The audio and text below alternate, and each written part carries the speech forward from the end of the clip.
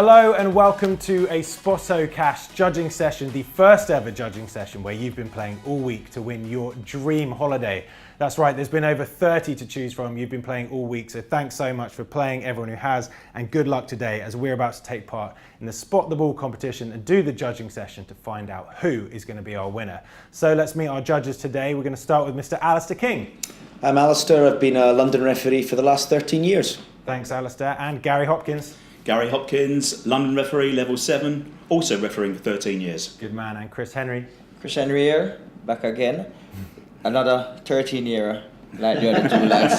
So loads of experience. Lucky for some. Yeah. Great stuff. So as you can see, we've got loads of experience here in our judging panel. They're going to be looking at the image that you guys have been playing all week, which is correlated to you winning your dream holiday. They're going to be deciding where the center of the ball should be in the image, and their decision will be final and it will decide that winner. So guys, are you ready to get stuck in? Let's do it. Let's click in and begin the judging session.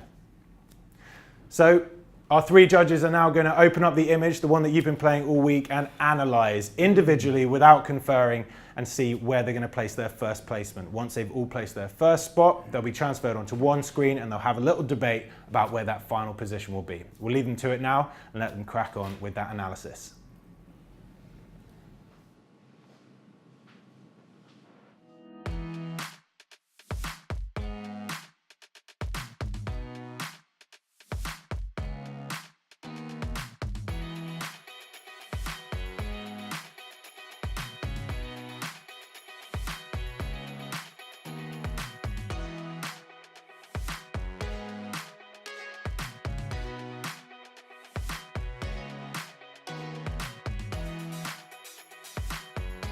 Okay guys, I'll ask you to wrap up that first placement.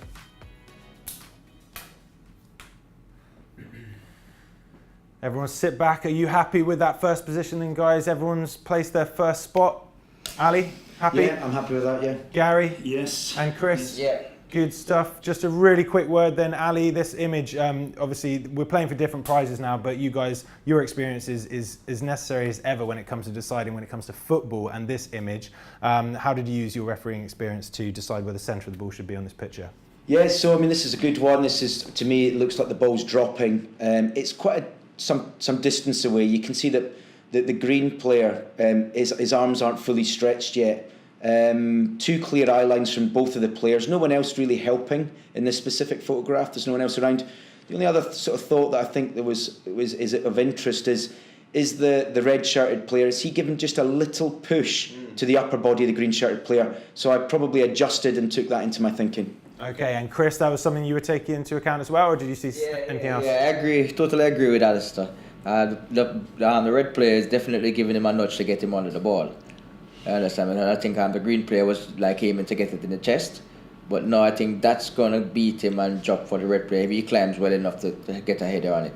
Yes, yeah, Alistair's definitely correct in what he said. Okay, and Gary sitting in the centre this week, tell me, you happy with the way you guys have been? Yes, I mean, so it clearly is a situation where the ball hasn't arrived yet. I think we're all agreed on that. So it is really what the height is. One thing I did notice is that the player in the red, his cheeks are puffed out, suggesting that he's taking a deep breath and looks like he's about to launch himself to try and get a head onto the ball. Whereas the player in the green, as Alasdair has said, he's just much more static and seems to be in the pole position to receive the ball and doesn't look like he perhaps is going to actually have to take a jump. Yeah. So it's a hell of a challenge there, and definitely something to decide. We'll see where you three have gone. Let's lock in those first placements.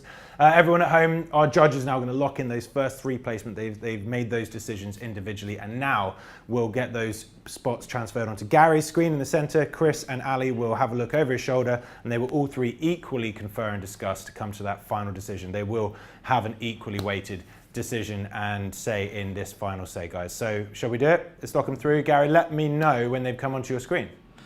Interesting. Well, this is quite interesting. Yeah, all three are through now onto the screen. And what we have is Chris and myself very close together in positions there. But slightly higher up is Alasdair with his cross. So obviously considering that the ball is further to travel. Perhaps Alasdair, you want to... Yeah, I mean, so this one, I mean, part of my reason is here. The question is how far away is it before impact? I think it's a couple of seconds. You know, the green shirted player, he's kind of waiting for that ball to drop, and he's looking up. Yeah. I think the most valuable eye line though is the red shirted player. He probably knows he's not going to get to this ball. Yeah. And if you really zone in there, Gary, on his pupils, they're in the top of his sockets there. And I've taken that to be the most important bit of information to where the trajectory of the ball is. I actually don't think he's going to get to the ball. He is puffing his cheeks out. I agree he may be making a jump, but that jump he's going to make is primarily to try and distract the green shirted player from being able to control whatever he's trying to do. So that was my reasoning. You know, that's why I've gone a little bit higher. It's interesting to note though that we are on the same sort of y-axis there, aren't we? Yeah, so we obviously, all three of us have agreed on that. Chris, any comments on what Alasdair said? Yeah, well, taking into consideration the high line, after zooming it in for the player in red, it was really, his eye or a bit up there, as Alasdair suggested. So it might be a bit higher than where myself and you had put ours. Yes, but that maybe in between ours and Alasdair's would be like the perfect position. Looking here. Look at check his eye line as well. Yeah, so he could be saying somewhere around about that.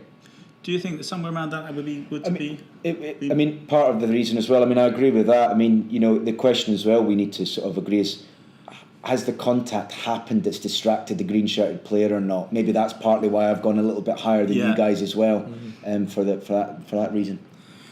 Yes, I mean, he doesn't look distracted to me because he just has complete focus upon the ball, probably not even aware of the fact the player's coming in from behind him. And I agree with you again that the player is going to make an attempt, the player in red is going to make an attempt for the ball, but unlikely to get there. Yeah.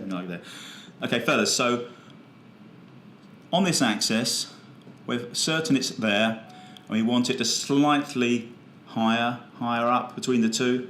So we think this is the actual mark here. Yes, definitely. Yeah, absolutely. Yes. Okay, let's go for it. Great stuff. So you've locked in that final position, guys? Yeah. Yes. Good. And it sounded like a good debate there. You all seem to come to quite a good conclusion. Where, in terms of your spots, the original three spots, where you weren't too far apart? No. Not too far apart, so Chris and myself virtually on top of each other there, and Alasdair a bit higher, but definitely all on the same axis. So we all thought it had a way to go, just a question of the height of the ball. Absolutely. Well, great stuff, guys. Everyone at home, our judges now made their decision. Gary, please do lock in that final placement, and we'll get ready to decide who will be going on the dream holiday, the first one of this new SpottoCash era. So, should we lock it in, Gary? Okay, here we go. Let's hear the pixel to begin with. Okay, the pixel selected, X1560, Y437. Fantastic. 1560 and then 437? Y437. Let's hear who is going to be going on their dream holiday. Gary, please. The winner of Cape Town and Wine Regions is Scott Ginger from the United Kingdom. Cape Town and the Wine Regions, fantastic. South Africa then, and it is Scott Ginger. Scott Ginger from the United Kingdom. Congratulations, Scott Ginger. You are going to South Africa with SpottoCash. Absolutely fantastic. Guys, brilliant. We've got our first winner of their dream holiday. Can we just clarify what the pixel is as well? Where was Scott?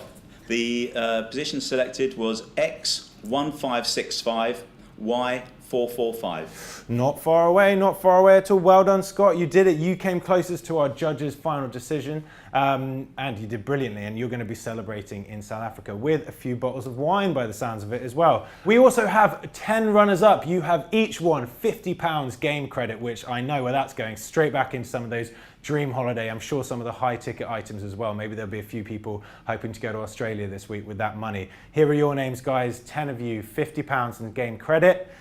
Well done to you guys as well. That's it. We've got a few winners there. Then Scott's on his way to South Africa. You guys have got plenty of game credit to go and spend on more amazing holidays. Guys, thanks so much for doing this again. We'll see you guys next week. And everyone at home, good luck this week. We'll see you next time. Goodbye.